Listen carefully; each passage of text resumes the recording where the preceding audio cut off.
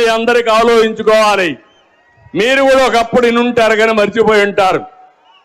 భస్మాసుడు ఉండేవాడు, జ్ఞాపకం ఉందా అందరికీ?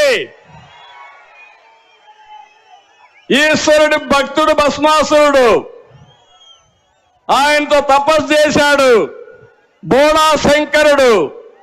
ఆ తపస్సుకు మెచ్చిపోయాడు, కరుణించాడు, కోరుకోమన్నాడు.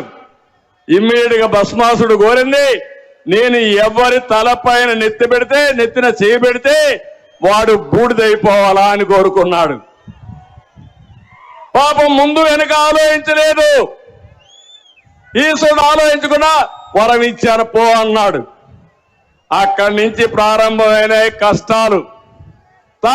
తనకు వరం ఇచ్చిన భస్మాసురుడు, ఎవరైతే భస్మాసురుడు ఉన్నాడో శంకరుడి మీదనే చేయి పెట్టబోయాడు, ఆయన నెత్తినే చేయి పెట్టబోయాడు.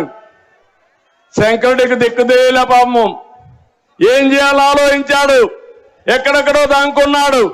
కడాన పోయి విష్ణువు దగ్గరికి పోయి తప్పైపోయింది, నేను వరం ఇచ్చాను, వాడు నానెత్తినే చేయబెడుతున్నాడు, కాపాడు మహోప్రభు అంటే అప్పుడు ఆయన మీరు చూస్తే విష్ణుమూర్తి మోహిని అవతారంలో వచ్చి ఈ భస్మాసురుణ్ణి మోసగించి కూడా అంటే మరిపరించి తర్వాత ఆయన చెయ్యి ఆయన ఎత్తినే పెట్టుకున్నాడు.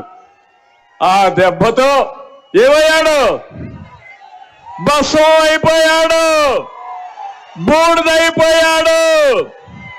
ఇప్పుడు ఇక్కడ ఏం జరిగిందంటే, మీ దగ్గరకు వచ్చాడా?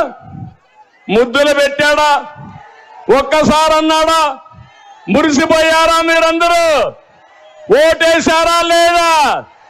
ఇప్పుడు అందరూ నెత్తిన చేయి పెట్టాడా లేదా అని మిమ్మల్ని అడుగుతున్నా. అందరికీ కష్టాలు వచ్చాయా లేదా మీరే చెప్పండి.